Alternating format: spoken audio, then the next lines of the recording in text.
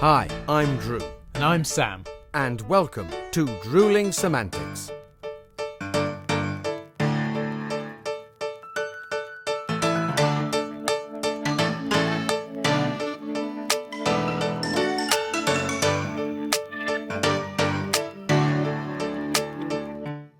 Hello, Drew, are you there? Hello, mate. Sam, happy 50th episode, buddy. There he is. Happy 50th episode, mate. How you doing? Half a century, eh? Half a century. Been looking forward to this. Can you remember back to your 50th? It's got to be at least 20, 30 years ago now. Oh, how hurtful. Coming from the man who looks about 12.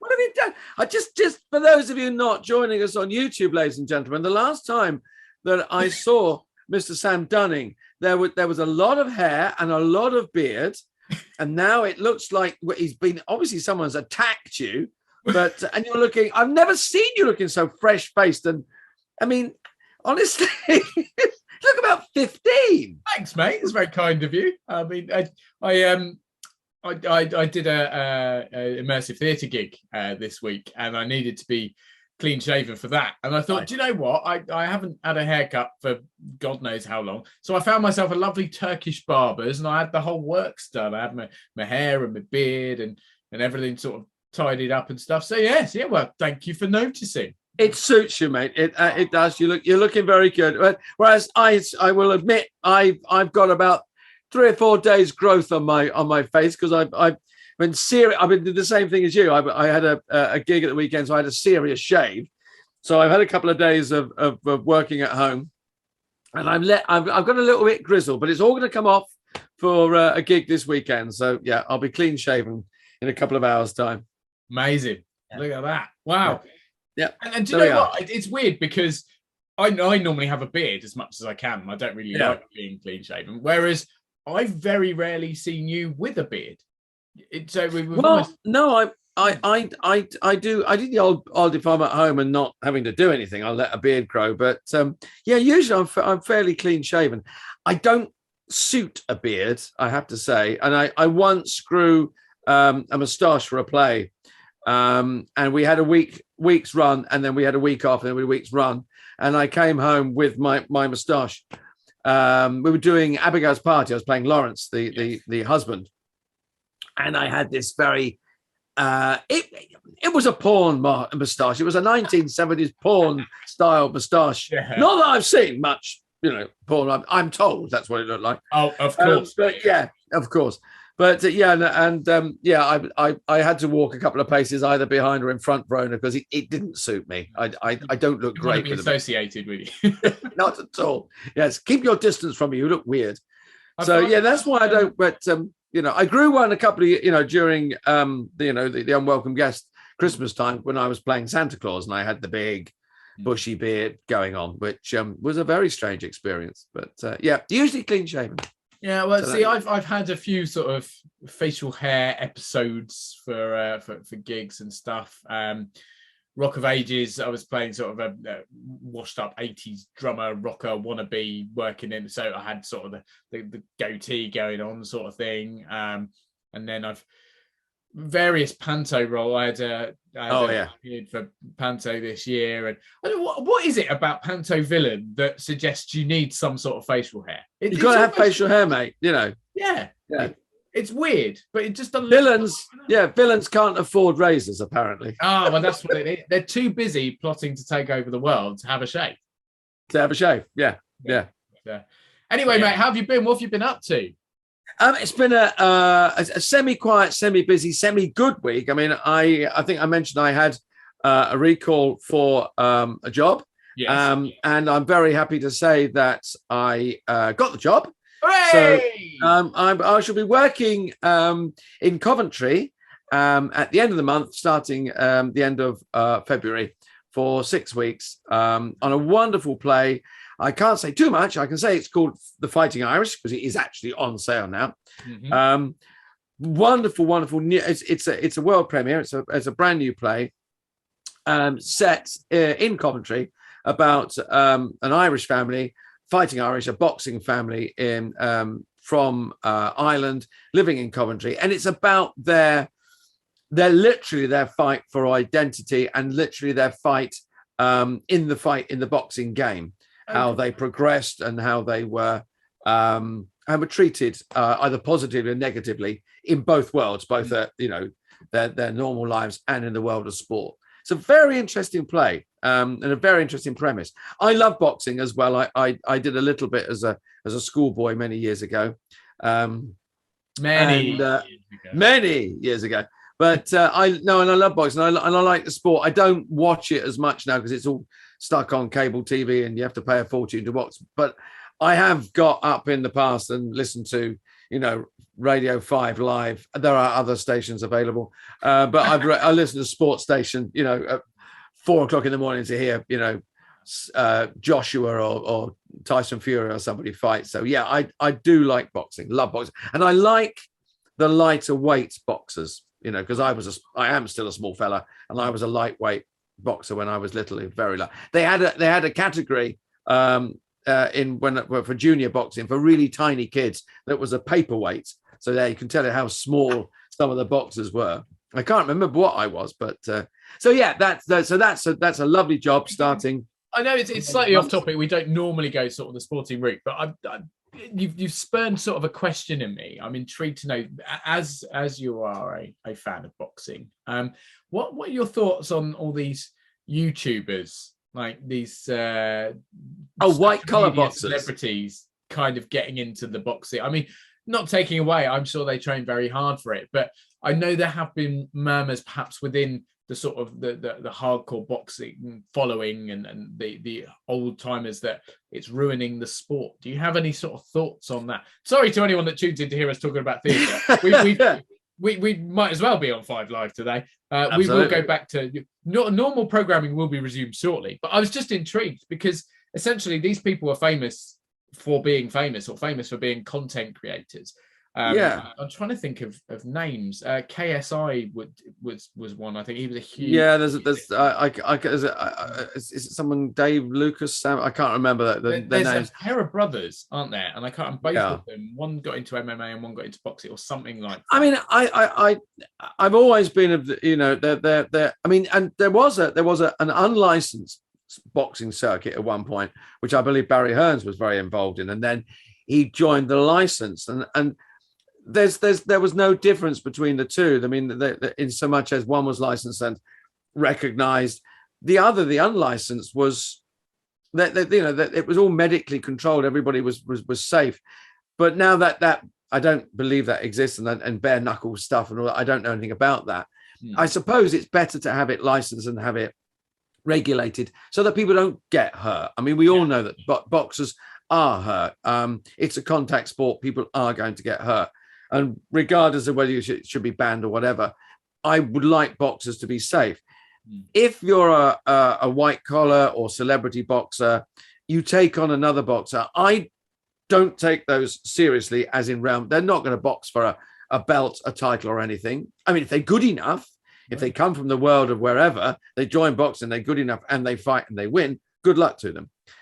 But my only thoughts about that are that there are matches made that you think surely that's not a good match. It's made because of its money, and people make a lot of money, and money buys everything. But I in my personal opinion, having been hit, I mean, yes, I had the head guard on and all the rest, and I was a child, and as soon as anybody looked like they were going to get hurt, towels came in, it was all stopped. We were extremely safe. I do worry that sometimes there might be a mismatch. Somebody could get hurt. I would suggest, and I would hope that it would be stopped before that ever happened.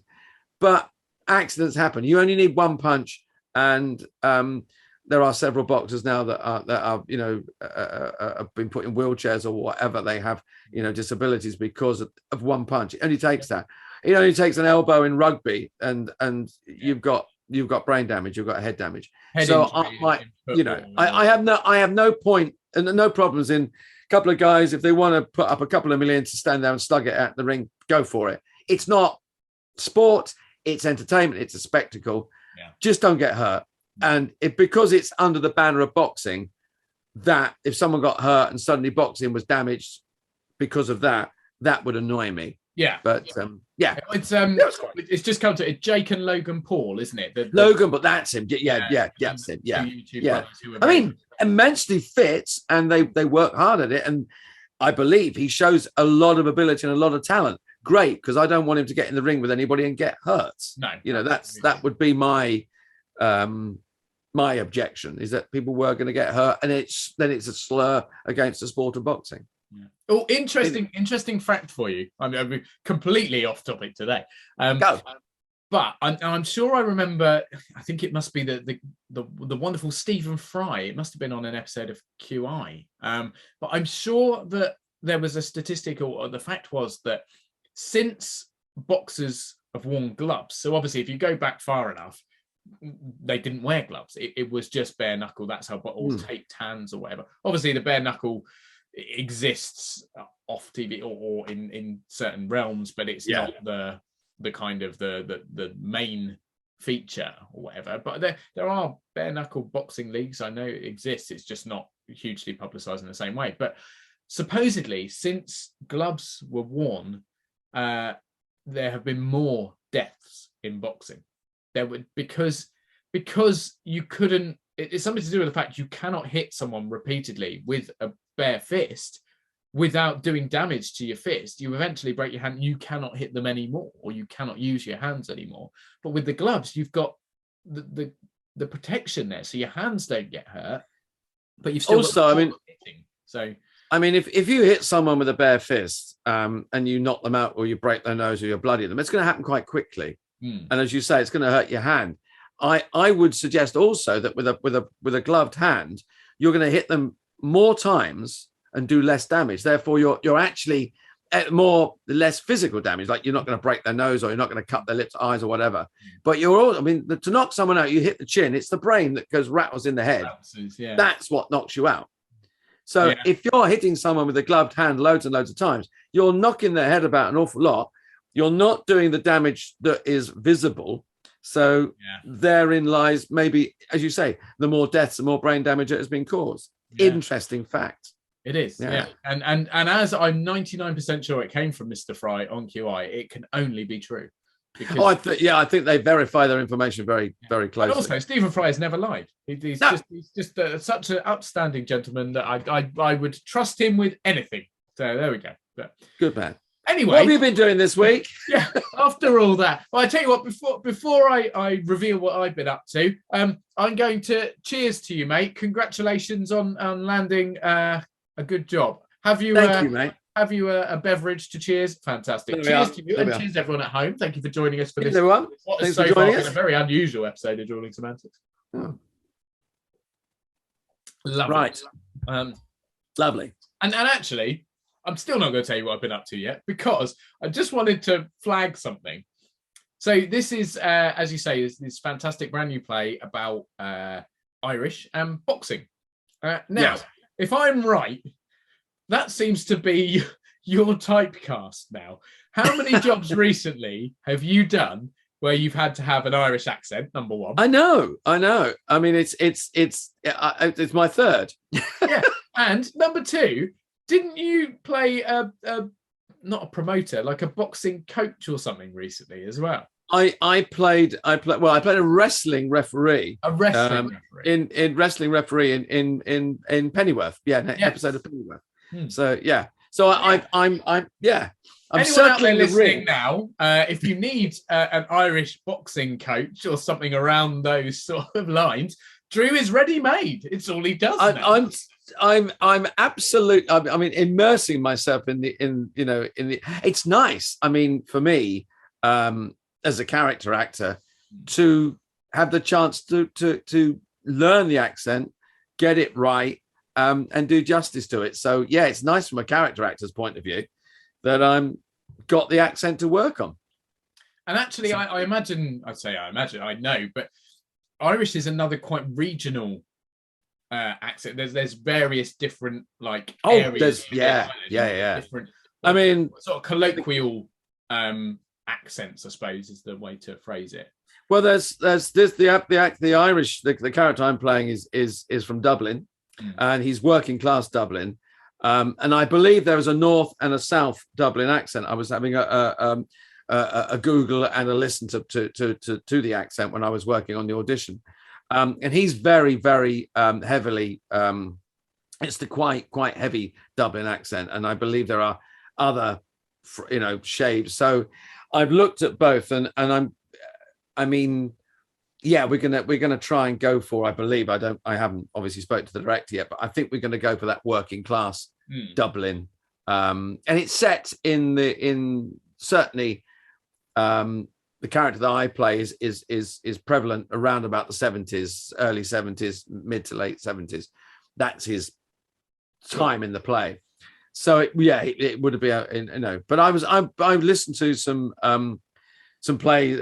discussions about the accent in Ireland, and it's fascinating because there are Cork accents and Dublin, and then you go to the north and you've got an Ulster accent, a Belfast accent, a Derry accent. I mean, there are as many as there are in England. It's the same in the UK, Absolutely. So yeah, and I imagine actually it's the same everywhere, wherever you go. If you went to, I don't know, let's say the Ukraine, I imagine they've got regional bits, but are we naive, or is it just that we're not that au fait with it?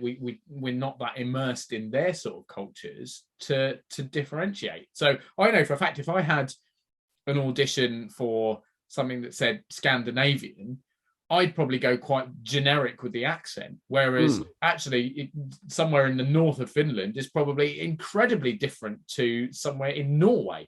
But we're not knowledgeable enough about that area. And if they're not being specific and not stating that we want something very accurate, then perhaps it is easier just to go generic. Whereas the closer I suppose you don't really know these things until I mean, I worked in Germany. I toured in Germany for 7 months years ago in the Mousetrap, and we certainly found, as we were, as you travel, we went the length and breadth of Germany, that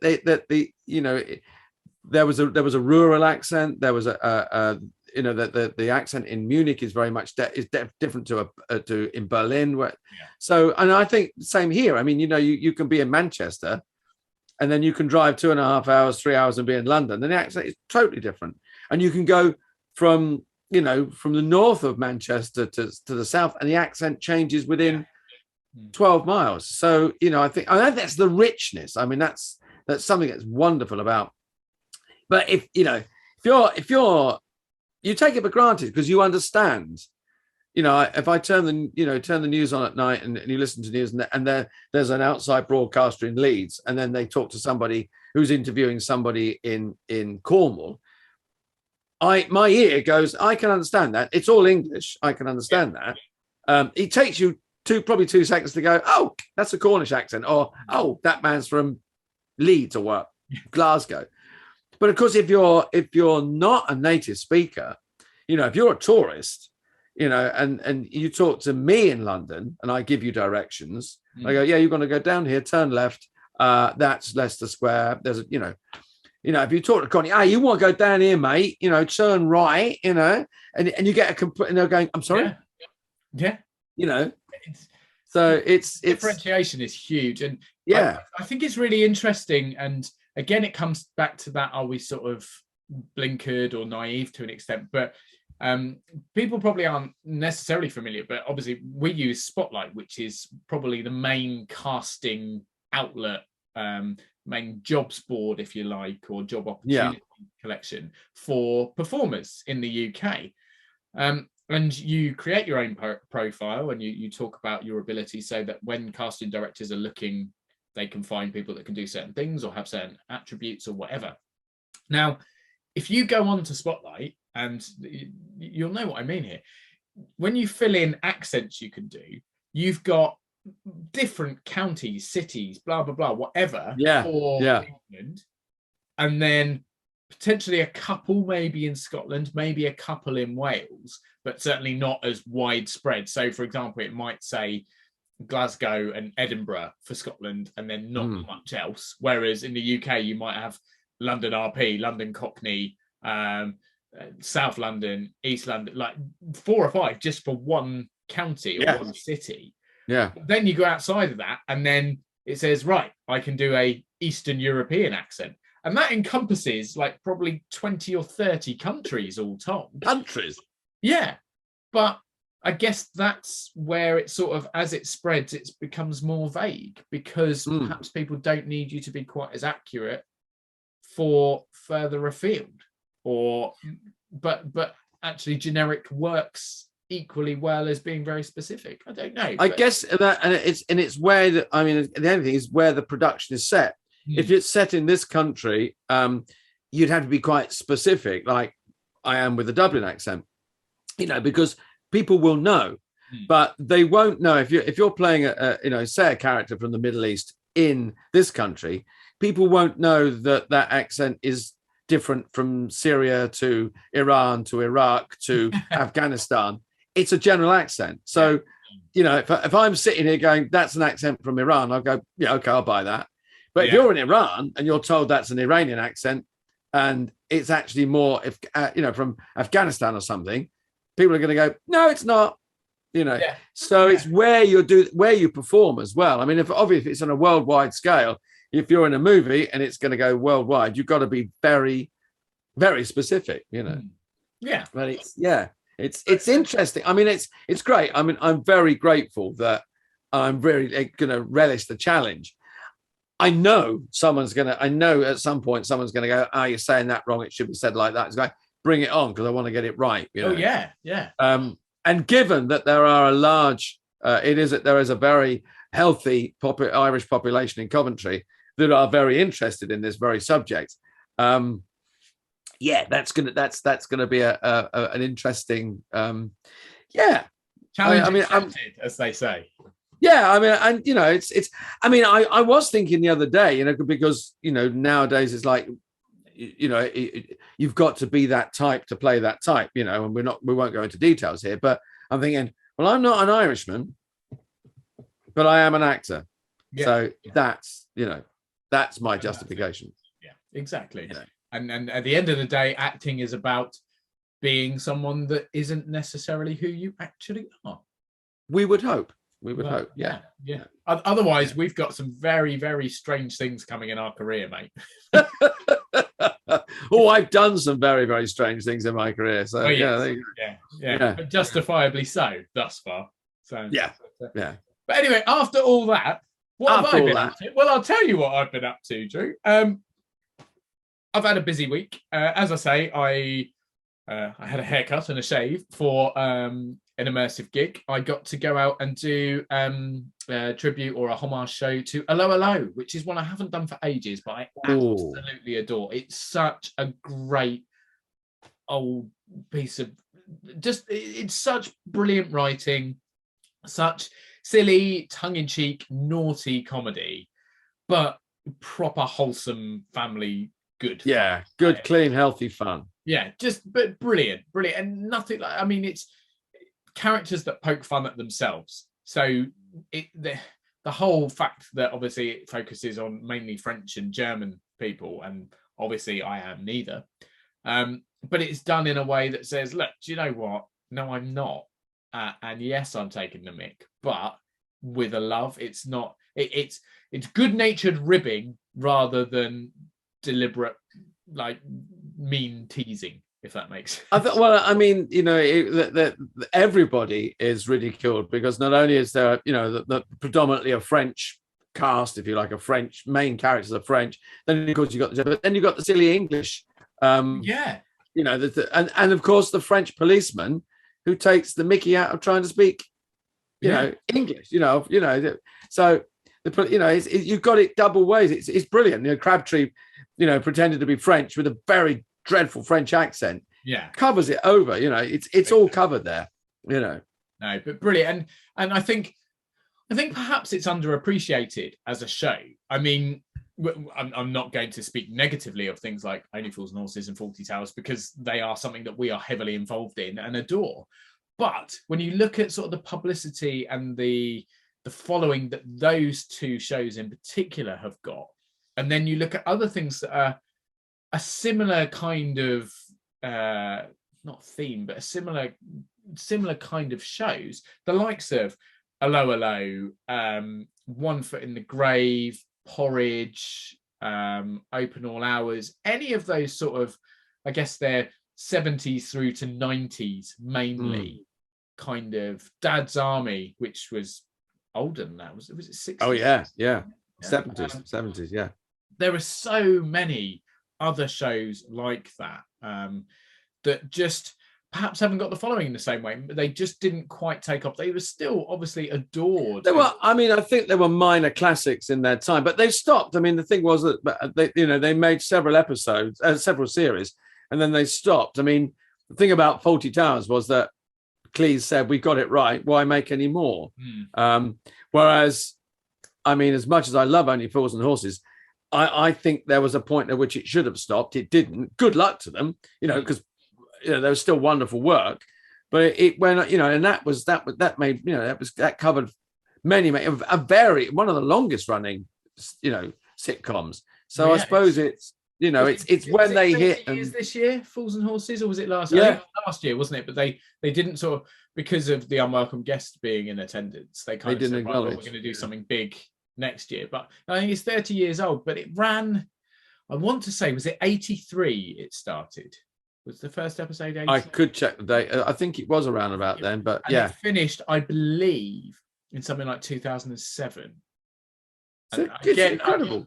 Please, people, don't quote me on that. I'm picking numbers out of the air, but this is just off the top of my head. But that's nigh on a quarter of a century that ran for. Yeah. Whereas, as you say, Fawlty Towers did 2 seasons, 2 years. I think it was 8, or was it 3 years? It spanned across. It aired 74, and then there was a break, and then the last one was 79. Believe it or not. Was it quite? Yeah, because there was a writers' strike at the BBC, and there was. Okay. So things got delayed. So it was a longer journey than you think. But still only is a not necessarily applicable, but only 5 years compared with the 25 years of Only Fools and Horses. Yeah, and only 12 episodes. There are 12 episodes, but just such a huge impact on people. Even now, people still adore it, and we obviously are very lucky that we get to impersonate or represent these characters in tribute shows and pay homage to the incredible actors and writers that created these stories. On the flip side, you've got things like Last of the Summer Wine ran for decades. Still running. They almost just kept it going by bringing in sons and daughters, I think, and just keeping the relationship. Yeah. Whether that was, I don't know. The thing was, it ran for so long that the younger characters actually grew to be the older characters. In the actors actually grew. They aged within the show, which I think it's quite charming. But it's interesting because I think that each of those shows that we've talked about has a specific subject matter and a little world that exists on its own. If you think of, the Hello, it's set in a cafe in France, predominantly during the war. Dad's Army, Warmington-on-Sea during the war. Boom, little world. And if you try and break out of that, it falls apart. What were the others you mentioned there? One Foot in the Grave. It's Victor Meldrew predominantly in his front lounge or in his house or in his back garden. It's his little work. These beautifully well observed comedy gems, but in their little worlds, and they last for as long as that world is credible. And I think if you break out of that world, I always think the biggest mistake they made with Only Fools and Horses was making Del and Rodney millionaires. Biggest mistake they made. I think that's why they made them poor again. But you've sort of hit the nail on the head there because they then made them poor again, and that almost accelerated its popularity again because they were back to being characters you could empathize or with or recognize. So they took away they killed off the best catchphrase that Del Boy ever had. This time next year we'll be millionaires. Yeah.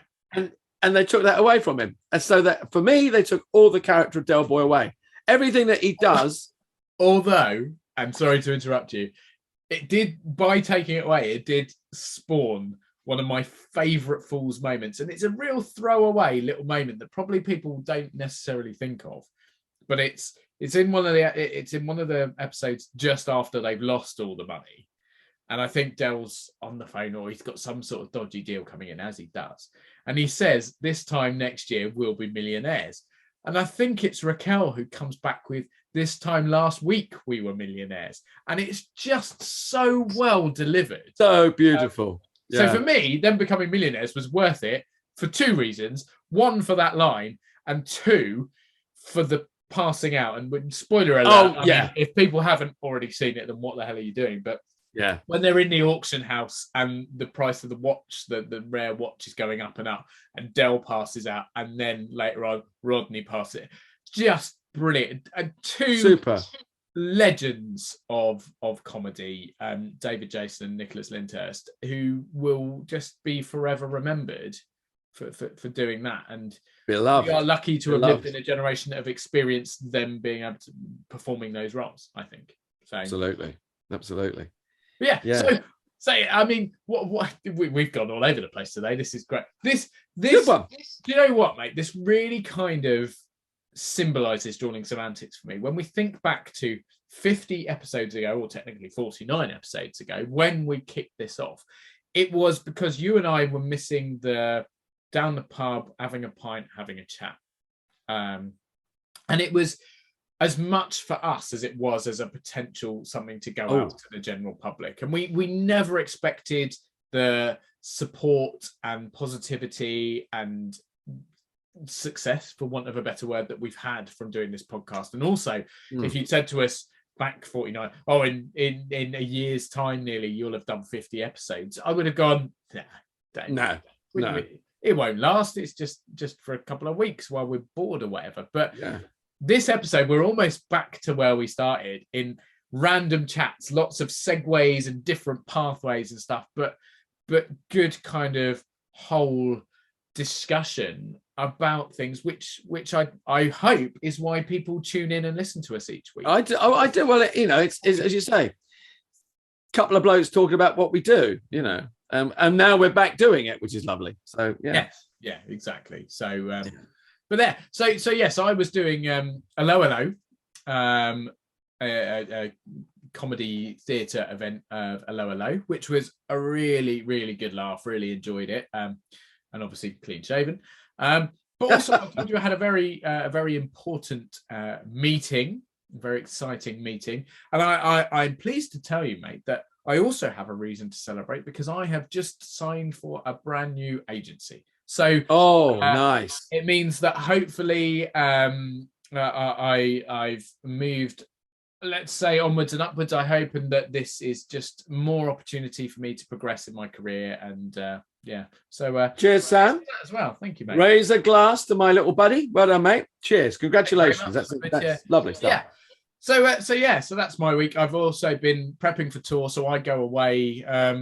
Where are we? Well, in fact, a couple of days. So Monday, my tour starts. Come around so quickly. So yes, so I'm off on Monday. A couple of weeks of rehearsals, and then shows in schools. We're doing a schools tour, as I mentioned previously, that we're doing it about addiction and peer pressure and things like that with our good pal, Mr. Callan Durrant. Absolutely, Mr. D. So very much looking forward to being back out on that. So this week I've been prepping for that, really, going over lines and working out costume and anything that I might need to do in advance of starting in a couple of days' time. Scary thought. Good one. So, but and I'll tell you what, the other thing I've done this week, and another interesting one. I don't know if you know, I'm sure you do know, and I imagine a lot of the public know, but they have now released the nominations for the Oscars for 2020. So I've been checking those out, and I actually brought them up because I was having a look through it. And you got through them. Do you know what? The thing is, I've been incredibly busy, as have you. I mean, we both had a very busy start to the year, and our year is continuing to be busy, which is great. And we are hugely grateful that we're able to do a job that we love, and that thanks to the resilience of the British public and obviously worldwide, that we are fighting back and I would hope winning the battle against the unwelcome guest. And as a result, we are able to continue doing our jobs, albeit with the sort of slight interludes we've had throughout the last couple of years. But what I have noticed is that I certainly haven't been to the cinema very much. No, been able to see stuff. So, I mean, sadly, a lot of the names of the films that have been nominated, or the actors and actresses who have been nominated in the films that they have had the nomination for, aren't necessarily familiar to me. Although I recognise a lot of them, I haven't seen them. But something that really did jump out at me, and I've actually done a little bit of research on this because of that, is categories. And just a quick rundown. So you've got lead actress and supporting actress, lead male and supporting male, costume design, sound, original score, adapted screenplay, original screenplay. You've got animated short, you've got live action short, editing, makeup and hair, animation, best documentary short, original song, cinematography, international feature, production design, visual effects, director, and obviously the big one is best picture. Now, I don't know if from that very rushed and garbled list there's something for me that really jumped out, and I hadn't necessarily thought about it, but it's something that I'm involved in to an extent, and perhaps because of that has sort of flagged to me a bit more. But there's something I believe is quite a big category missing from there. And have you any idea where I might be going with this? Makeup, hairstyle. I don't, but I mean, if it, no, go on. I'm not going to guess. Tell me. There's nothing mentioned about stunts. Now, that's very true. I may be biased because I do a little bit of stunt work, and we were very lucky to a couple of seasons back. We had the incredible Mark Johnston on, who is a stunt coordinator and runs a stunt team, who I work with. Very, very talented and very, very entertaining guy. If you haven't listened to his episode, it was season 2. I'm going to say episode 12. I mean, if I've got that right, then that's bloody impressive. But I've pulled that one out of the air. Yeah, God knows. But either way, if you haven't listened, check it out, because he's got some incredible stories, and he's a very, very talented and very passionate chap who does amazing things in the stunt world for film. And I was a bit shocked that it's not a category at the Oscars. It hadn't struck me, but I hadn't thought about it, because obviously it's not there to think about. But yeah. And I guess you could argue there are lots of things missing. I mean, there's no, it's not mentioned assistant director, or it's not best location, but you could, drawing the line is a difficult one, isn't it? Where to go? Like, yeah. I mean, if you get best glasses on a male performer, and you never know, your glasses might win. But obviously you can be silly with it. But at the same time, when you've got things like, as I say, you've got best visual effects, you've got best cinematography, best original song, best makeup and hairstyling, best editing. You've got all those. I think you're hard pushed to argue that stunts or stunt coordinators or don't match up to those. I mean, I mean no disrespect to those categories I've just mentioned who are regular Oscars categories, but I feel that stunts is a bit missing there. Well, given the nature of some of the huge blockbuster movies that are out there, and I mean, you don't. I mean, okay, so let's have a look at what's nominated for best film. Let's have a look. I've got it in front of me as well here. So best picture is you've got Dune.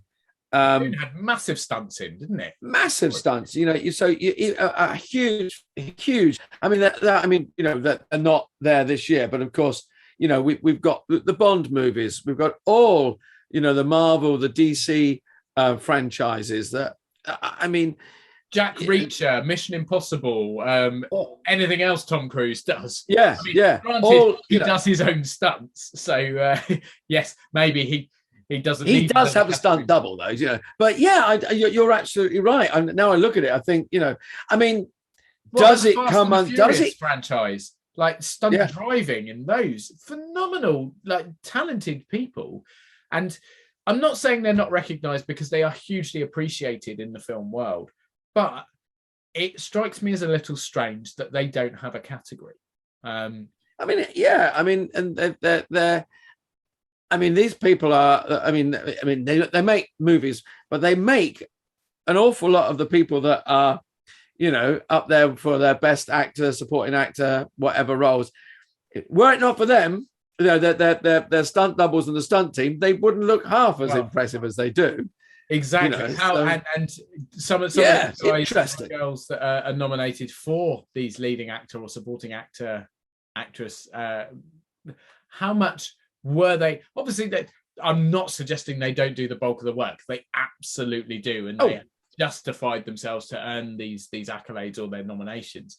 But you have to remember, particularly when you mention things like James Bond and the Marvel films and the DC films, a lot of what you see of action stuff probably isn't them. Like, no. And I mean, for those huge Marvel superstars out there that are listening to us now, I am not insulting you, I hope, but I'm sure they'd be the first to admit how much they do rely on their stunt doubles, and how much that enables them to reach new levels of what they're achieving.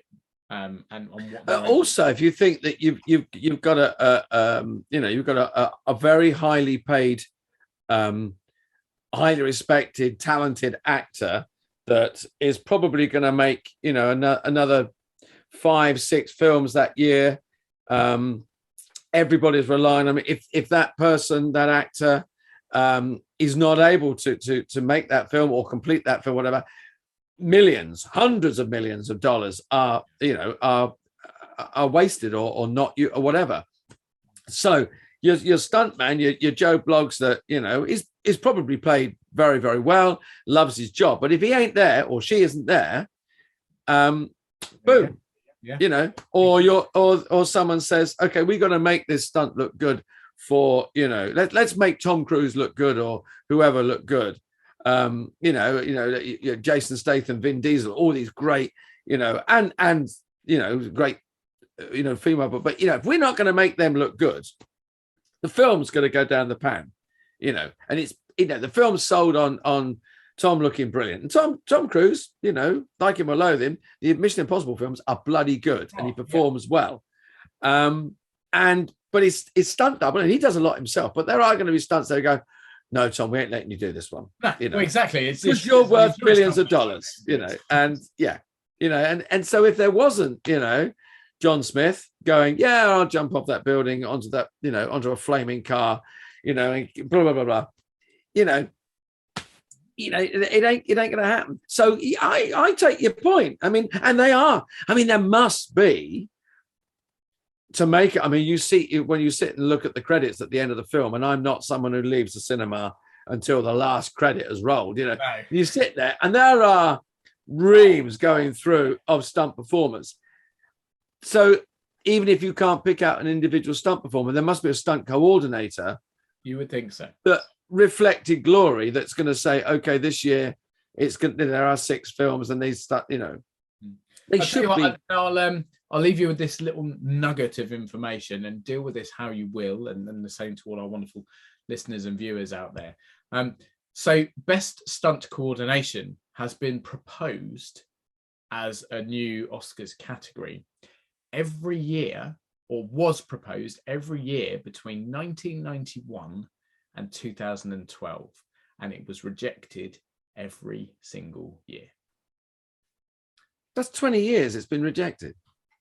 Take from that what you will. That's extraordinary. But that to me is very strange. But anyway, enough about rejection and stuff, because we've both had a hugely positive previous week. But I have to say, we've had an incredible chat today, albeit all over the place.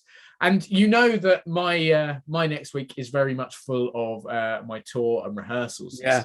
So although we will still obviously meet and do Drewling Samantics, I haven't got a lot else to tell you really about what I've got coming up, because that's going to be my main focus. But I can certainly ask you, what are you up to next week, mate?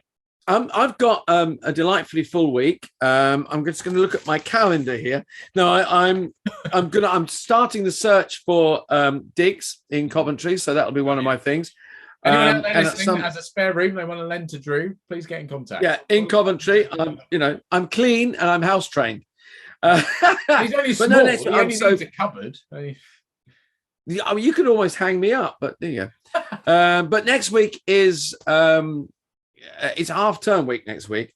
So I will be working with my lovely wife and the power behind the balloon band that she is, a musical balloon band, because we'll be doing some half-term work at Jungle Monkeys Adventure. We've got a whole day of classes and sessions planned for children there. Yeah. I've got a couple of gigs coming up as well. So some immersive gigs, some dinner gigs. So yeah, a busy week. Nice. So I'm really looking forward to it. Do you know what? Yeah. And I think there's a running theme with what you've got coming up, mate, because you're going to be chatting to me.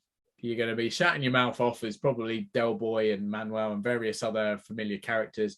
And you're going to be helping Verona with the musical balloon band. So basically, your week is going to revolve around you expelling hot air. Yeah. Yeah, basically, yeah. Yeah, basically, yes. Yeah. Amazing. And on that note, cheers to you, Drew. Cheers, mate. It's been an interesting but wonderfully rewarding and enjoyable episode. Thank you to everyone out there that has stuck around from day one and has met or hit 50 episodes with us. 50. It's been an absolute pleasure. Drew, here's to 50 more, mate. We're not going away. Keep listening, people. Cheers, buddy. I'll speak to you soon. Have a cracker. See you soon. Cheers, everyone. Thanks, everyone. Bye.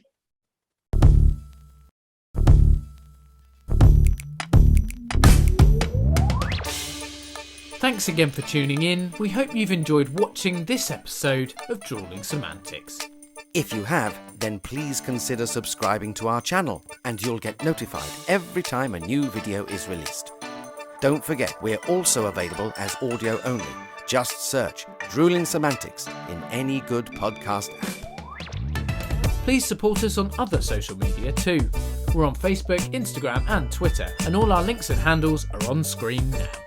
We love welcoming new followers and subscribers, so please share with your family and friends and we'll be eternally grateful. Stay safe and we'll see you next time.